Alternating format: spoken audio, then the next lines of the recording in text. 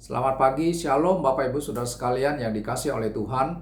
Mari pada pagi hari ini kembali kita akan mendasarkan perenungan firman Tuhan dari apa yang dikatakan oleh Rasul Paulus di kitab Roma, surat kiriman Roma pasal yang keempat ayat 1 sampai yang kelima. Pada bagian ini tercatat demikian. Jadi apakah akan kita katakan tentang Abraham, bapa leluhur jasmani kita? Sebab jikalau Abraham dibenarkan karena perbuatannya, maka ia beroleh dasar untuk bermegah, tetapi tidak di hadapan Allah.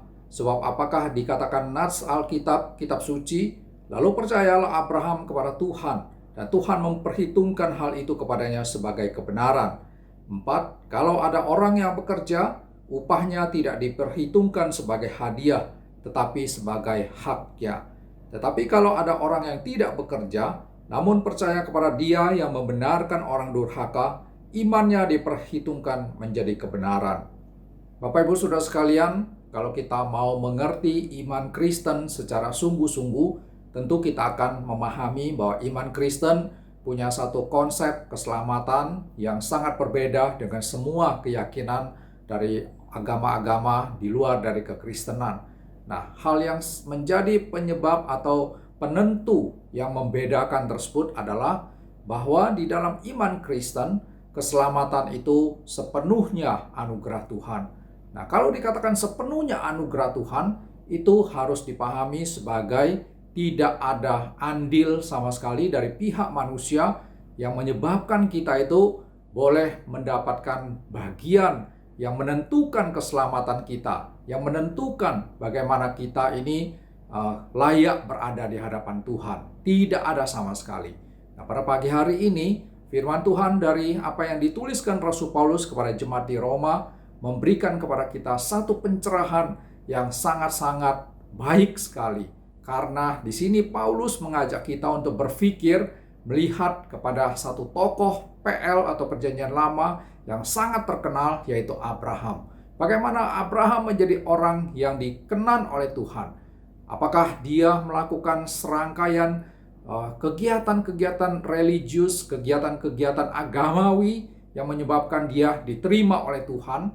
Firman Tuhan mengatakan bukan, tetapi dia menjadi orang yang diperhitungkan sebagai orang beriman, yang diperhitungkan sebagai orang percaya adalah semata-mata karena dia yakin akan firman Tuhan, akan kebenaran janji Tuhan, akan kebenaran segala yang disampaikan oleh Tuhan kepada dia. Ya, dikatakan oleh pada ayat yang ketiga, lalu percayalah Abraham kepada Tuhan, dan Tuhan memperhitungkan hal itu kepadanya sebagai kebenaran.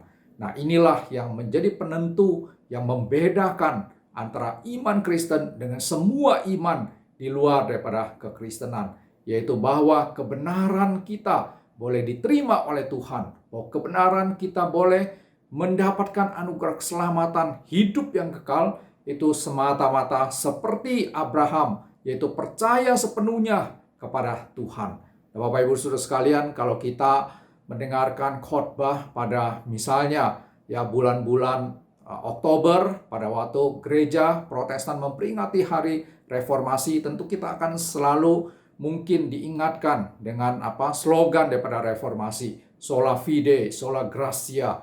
Bapak Ibu, ini adalah satu slogan yang sangat penting di dalam kekristenan Protestan. Oleh karena melalui slogan sola fide, hanya karena iman saja, ya, dan sola gratia, hanya berdasarkan anugerah semata. Nah, disitulah landasan, disitulah dasar daripada keselamatan iman Kristen menjadi hal yang begitu sesuai dengan Alkitab. Apa yang digaungkan oleh slogan tersebut itu mencerminkan kebenaran yang diajarkan di dalam firman Tuhan, baik di dalam Perjanjian Lama maupun juga di dalam Perjanjian Baru. Nah, itulah sebabnya firman Tuhan mengatakan, membandingkannya, kalau ada seorang yang bekerja, maka upah yang diterimanya itu bukan lagi sebagai hadiah, tetapi sebagai haknya. Tetapi kalau orang itu tidak bekerja, namun percaya kepada Dia yang membenarkan orang durhaka, orang berdosa, imannya itu diperhitungkan sebagai kebenaran, sebagai anugerah daripada Tuhan.